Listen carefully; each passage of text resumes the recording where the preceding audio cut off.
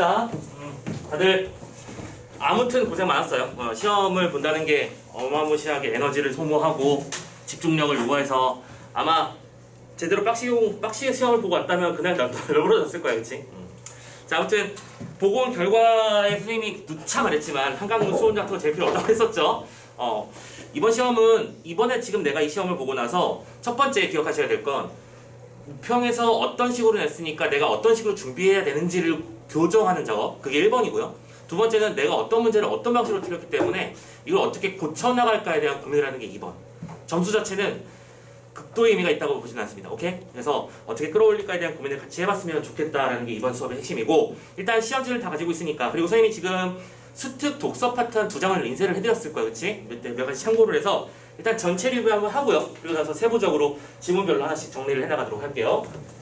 아마 오늘 수업하고 다음 주 수업 중반 정도까지는 아마 사용을 해야 될 것 같아요. 자, 아무튼 자 23학년도 육모평. 지금 예상 컷이 화작 기준 1컷 87 정도, 그리고 언매 기준이 83 정도가 찍혔단 말이죠. 이제는 80점 정도가 평이한 것이 되어가는 이상한, 선생님 개인적으로 이상하다고 생각해요. 이상한 시대가 되어가고 있는 것 같은데, 뭐 기본적으로 이 정도 나오면 아주 선생님의 불길한 예감, 불길한 예감이 아주 보통 낮더라고. 근데 불길한 예감은 구모평은 이거보다 좀 쉽게 나올 가능성이 조금 있어. 보통 그러니까 이 모평이 왜 하는 건지를 근본적으로 생각해봐.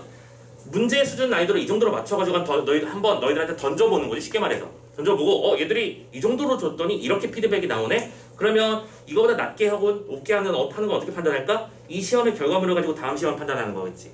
그러면 이 1컷이 대략적으로 한 90점대 초반에서 나오는 게 가장 뭐 이상적이란 말은 좀 웃기긴 하지만 그런 모양새라고 봤을 때 이거보다 조금 더 쉽게 내서 너희들의 어떤 밸런스를 한번 조절해보고 최종적으로 수능에서 조지겠죠.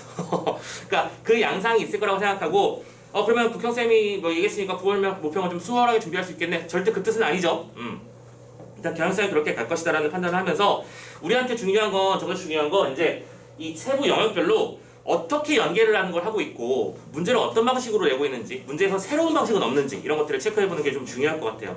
일단 전체 리뷰 선생님이 한번 문제를 전반적으로 살펴봤을 때 문제 자체가 어마무시하게 새로운 건 없었어. 맞죠? 여러분 동의하시죠? 기존에 풀었던 기출문제에서 스타일이 확 달라졌다거나 하는 그런 것들은 없었습니다. 다만 지금 보면 선생님이 여기 앞에 숫자들을 써놨죠? 이게 뭐냐면 오답률 탑 10을 찍어 놓은 거거든. 오답률 베스트. 지금 대부분이 어디 찍혀있죠? 독서에 찍혀있죠? 그리고 선생님은 이런 말씀도 드렸습니다.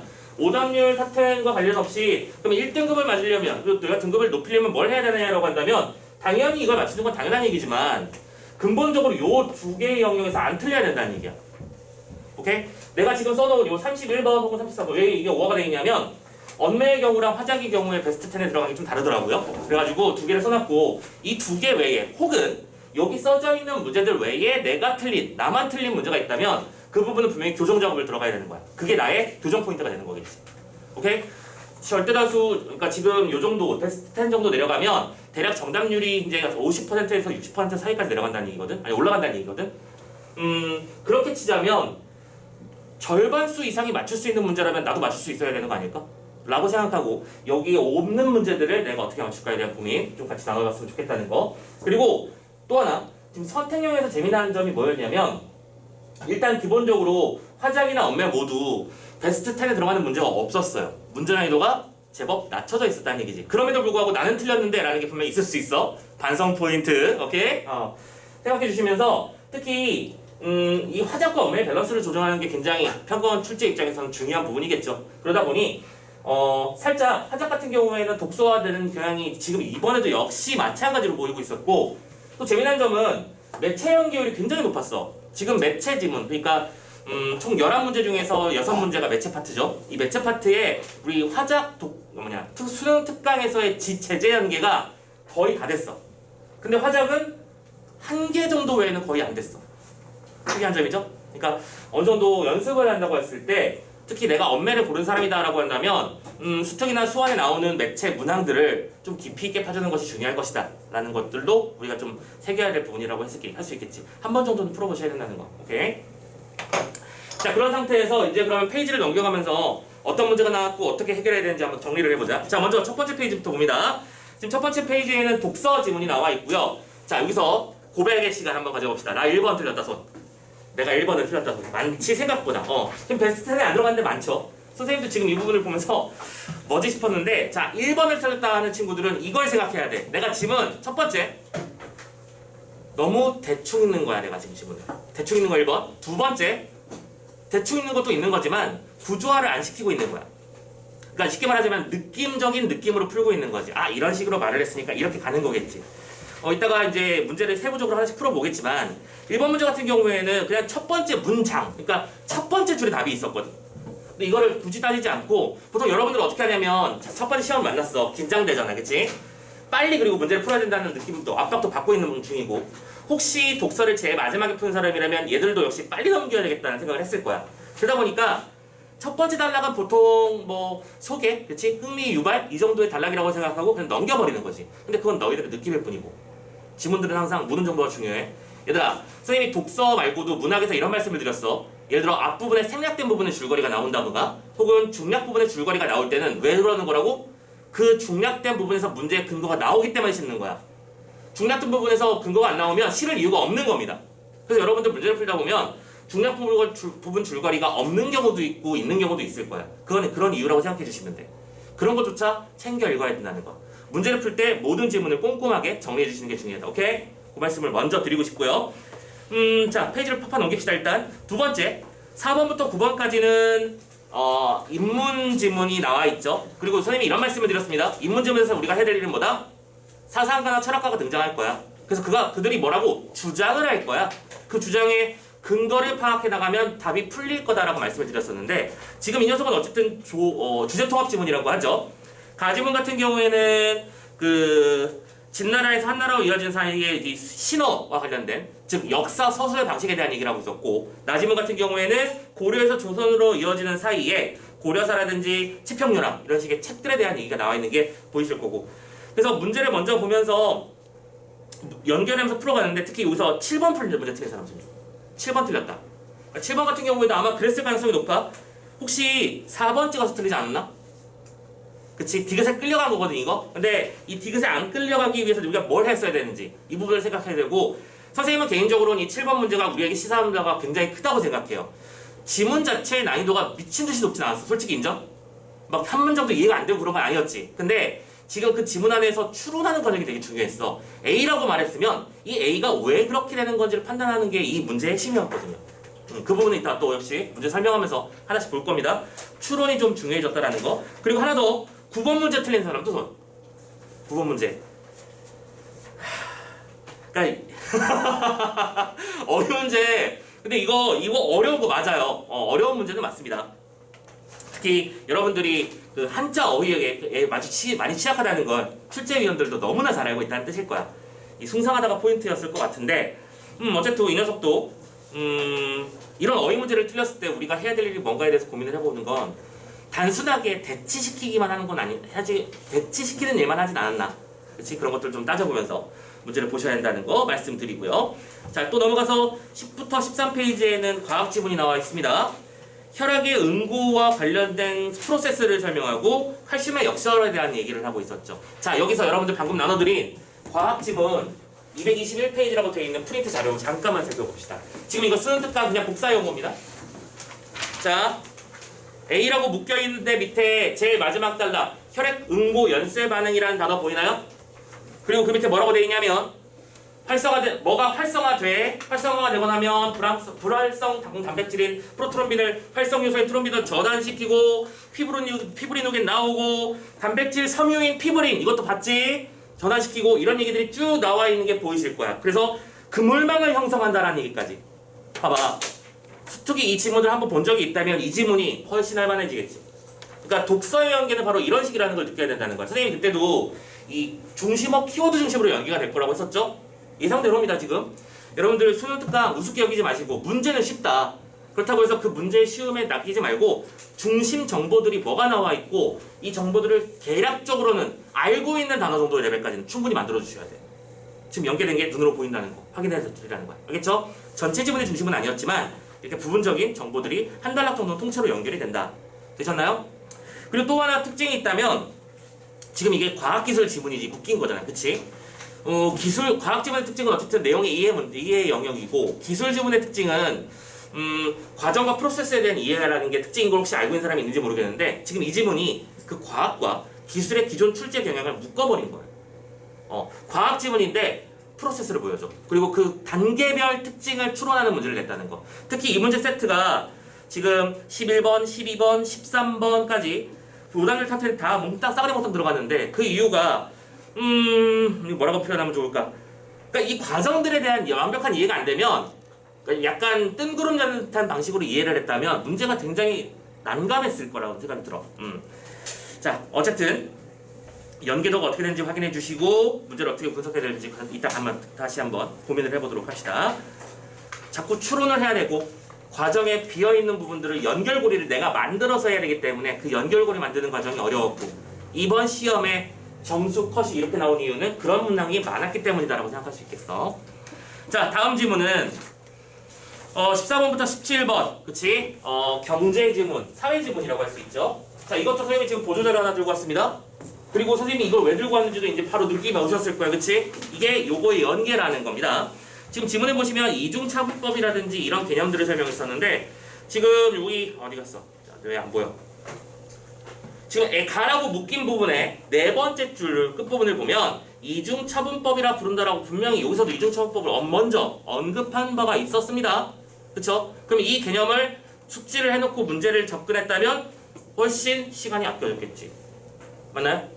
그 시간을 아낀다라고 하는 게 여러분들 실제로 말해서 수능 특강과 수능 완성 이제 좀 벌써 출시가 됐어요.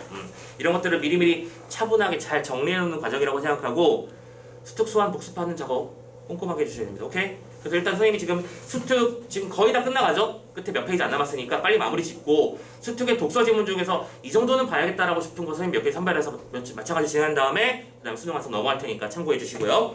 자, 아무튼 연계가 이렇게 됐다라는 거.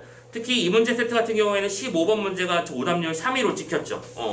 개념 비교하는 근데 이런 문제 전통적으로 탑 클래스에 들어가는 문제 아니야? 그치? 큰 작은이 들어간다거나 많다 적다가 들어간다거나 이 관계도를 따져보는 문제 역시 뭐예요? 관계를 추론하는 문제잖아. 그치? 그런 문제 추론 문제가 항상 어렵지.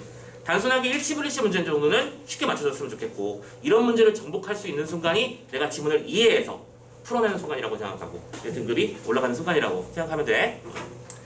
자, 그리고 이렇게 해서 독서 지문을 일단 마무리 짓고요. 이제 문학 파트로 넘어가 봅시다. 문학 파트 같은 경우에는 첫 번째 지문에 뭐 나왔죠?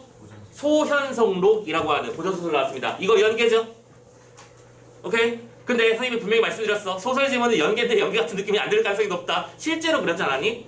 전혀 다른 장면이 나왔었죠. 우리가 그 수능 특강에서 소현성록을 봤던 장면은 그 뭐 며느리 쫓겨나고 그런 장면이었던데 여기는 그러니까 우리가 봤던 수능 특강의 지문은 소현성의 아들 때의 얘기였다면 지금 이거는 소현성 때의 얘기입니다. 소현성의 부모와 얽히고 설킨 그런 복잡한 아내들의 갈등 이런 것들을 그려내는 장면이었고 자 어쨌든 그럼에도 불구하고 이 작품을 보고 그래도 그래 편안함을 느낄 수 있었으면 좋겠다. 이거는 가정 내의 어떤 갈등 요소를 파악하는 게 중요할 것 같고 인물 간의 관계도를 잘 그리면서 읽어야겠고 이런 생각을 하면서 읽었다면 조금 더 수월하게 읽지 않았을까라는 생각도 해요. 특히 21번 같은 경우에도 봐봐. 지금 보기가 어떻게 적용되냐면 음모 모티브라고 하면서 전형적인 문제 풀이용 보기를 줬지. 그러니까 연계 지문은 작품의 해석의 정보를 준다 안 준다? 안 준다라는 게 여기서 다시 한번 확인되는 거야. 그치? 참고해 주시고 일단 넘어간다. 자, 두 번째 22번부터 27번은 갈래복합 지문이고 또 예상대로 됐어요. 지금 세 지문 중에서 자도사라는 작품이 우리 연계였고 자 생각해봐. 셋 중에 하나밖에 안 됐지만 이 자도사는 보자마자 나 아는데 하고 넘어갔어야 되는 거 아니야? 이 문제를 분석하는데 시간 자체가 필요 없었어야 되는 거 아니야? 바로 이게 뭐예요? 연계의 힘이지. 연계율이 50%라고 할지라도 어쨌든 간에 연계가 이렇게 딱 돼버리면 엄청 할만해져야 된다는 거. 황희의 사시가와 그리고 공손옥의 그 시절 우리들의 집이라고 하는 수필까지 연계가 됐었는데 기본적으로 수필 같은 경우가 이제 비연계 작품으로 등장하는 경우가 많다는 얘기는 했었으니까 그런 건 염두에 두길 바라고요. 문제 자체에서 이거 말도 안 되게 어려운데 이런 거 없었습니다. 그리고 당연하게도 27번에 보기부터 먼저 읽고 문제를 풀어줬다면 조금 수월하게 접근할 수 있지 않았을까 라는 생각을 해보고 자 현대소설은 완전 비연계였죠. 미스터밤. 근데 이 미스터밤 처음 봐? 기출 공부하는 사람이라면 이 작품을 처음 볼 리가 없지, 그치? 너무나 유명한 작품이고 특히 이 장면은 뭐였죠? 우리가 제일 유명한 장면은 마지막에 라스트 씬 어퍼컷을 갈겼더라고 하는 그 장면이었을 텐데 이 장면은 백두사가 오기까지의 과정 그리고 어깨에 힘이 바짝 들어가 있는 이 방산복이의 어떤 모습을 보여주는 그런 장면들이 있었다는 거 체크되실 겁니다. 지문이 어렵진 않았는데요. 다만 재미난 건 31번 문제. 31번 문제가 지금 두 지문 모두의 오답 베스트로 들어가 버렸어요.